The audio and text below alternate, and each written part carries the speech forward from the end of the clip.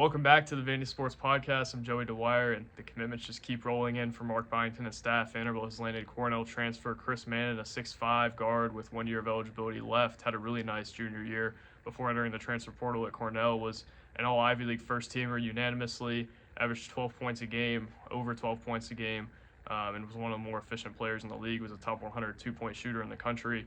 We'll get more into the commitment, but I want to shout out to Wash House.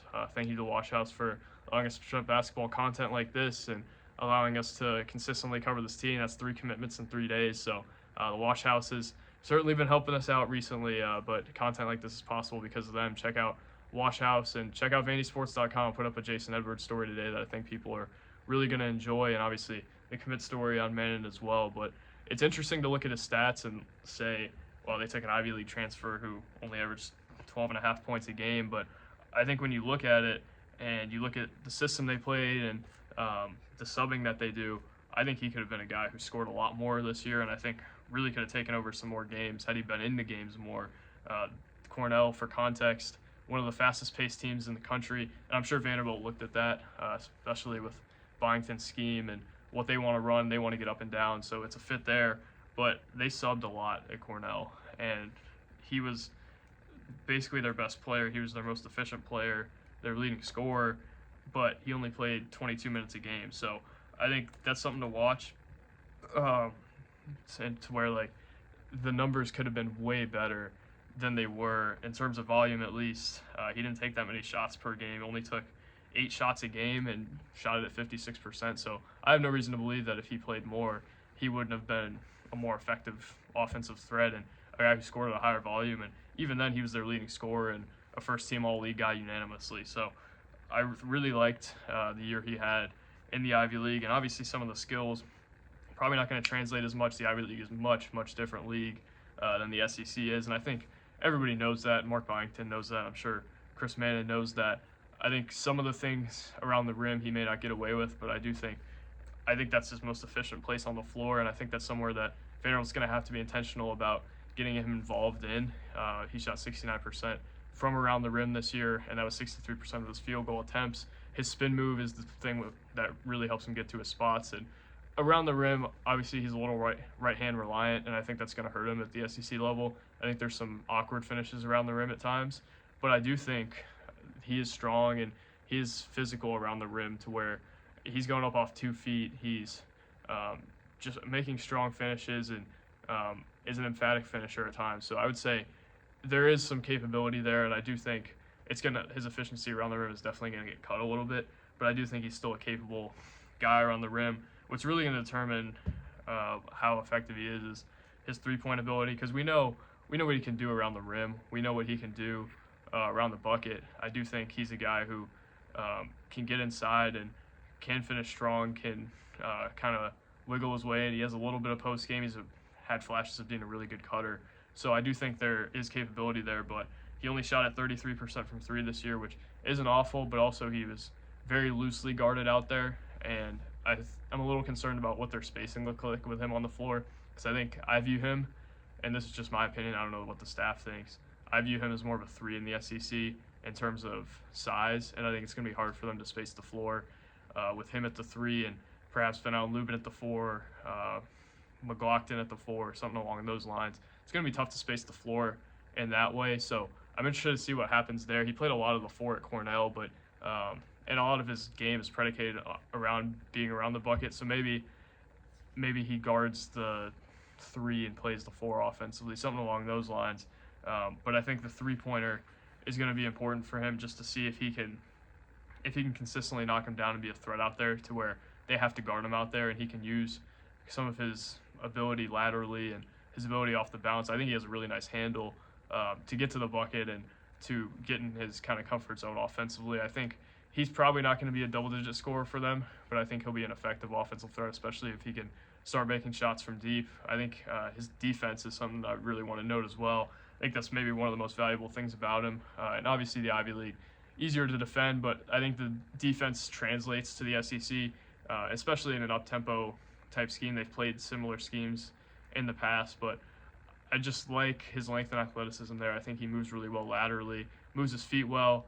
I think there's a lot to like defensively there, and I think he's athletic enough to be able to make that jump to the next level this year at Cornell. Was a real steals guy, averaged 2.2 steals a game, 2.3 the year before, and was just an efficient defensive player as a whole. I think he gave up 96.6 points per 100 possessions this year, which really, really good, especially with what Vanderbilt has had a lot of guys not quite in that range. So I think he may be one of their best perimeter defenders, and I think he's a good passer. I think he's a good rebounder. So a lot to like here. I don't know that he's going to be a superstar. I think Jason Edwards is their guy. I think Tyler Nickel and Manon and Lubin are also going to be their guys, but this is a really nice get who could maybe start some games.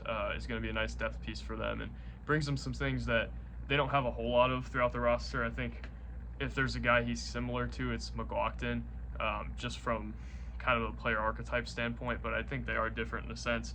I really like the athleticism that you get here.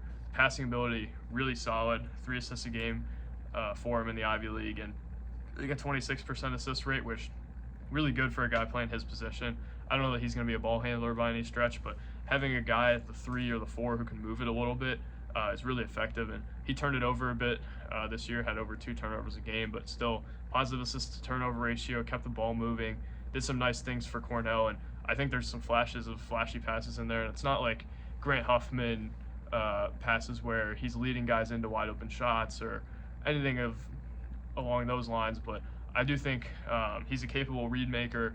I think he's a guy who can maybe throw a flashy one here or there, but just the mentality of being a good passer, I think, bigger than anything else there. Just like shooting, it's not necessarily the percentage you hit him at, especially in an offense like this where you're going to have other shooters surrounding him, although I think that is a concern of mine. Edwards, I think, good shooter. Nickel's a good shooter, but Huffman, not a great shooter. Collins, not a great shooter. Manon, not an awesome shooter. McLaughlin, not a great shooter as well. So that's my thing. I think they maybe need one more shooter, and they need a big with their other scholarships. So that's where I kind of stand on the shooting thing. Like, I'm a little concerned about it, especially because McLaughlin and Manon at their previous stops were not heavily guarded on the perimeter. Collins shot it a lot better, so I'm not as concerned about him. Huffman, the release concerns me as well. So the shooting may be actually one of the bigger detriments to this team, but I think they are going to be what a Mark Byington team should look like and what he wants his teams to look like. They're going to get up and down. Manon's a really, really solid transition player. I think 75th percentile, 76th percentile transition player. So obviously something there. He's probably going to be a leader. He's in his last year of eligibility. He gets senior. So there's a lot to like here. I don't know that I would go as far to say he's going to be a star or anything of the sort, but I think he's a solid addition to a team that continues to add depth and continues to keep the buzz going for their offseason. This is a guy who had other offers at Power 5 schools and ones that in past years I think would have been more significant than Vanderbilt had they came calling and more appealing than Vanderbilt. But again, another testament to what they can do on the recruiting trail and the type of player they're getting. Different caliber of player than they've gotten in the past. And Stack got been out Lubin last year, which was good, but consistently I think the staff's recruiting at a much higher level. And obviously something that you really want to note, just final thoughts on Manon. Good get, veteran get, does a lot of things well. Isn't going to be your alpha scorer, I don't think, but is a guy, really efficient finisher around the rim, has a really nice handle for a guy his size, has a really nice spin move that gets him to a lot of spots that he wants to get to. I think the form on the shot, and I don't know if I've mentioned this, I think there's potential for him to make more shots, especially if there's less pressure on him offensively, because obviously they're going to get in transition. He's going to get open ones. And I think the form is repeatable, and if he can start making them, he's a real threat out there. So there's even a path there, although the free throw shooting numbers aren't great, 75%, 71, 64 on his career. But I think you take it.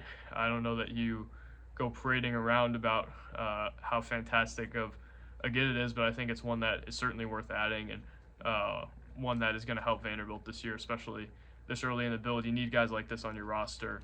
I'm just trying to figure out if they have enough shooting on the perimeter, but I think they have a lot of other things that are really valuable and are going to continue to be throughout the year. So really nice get.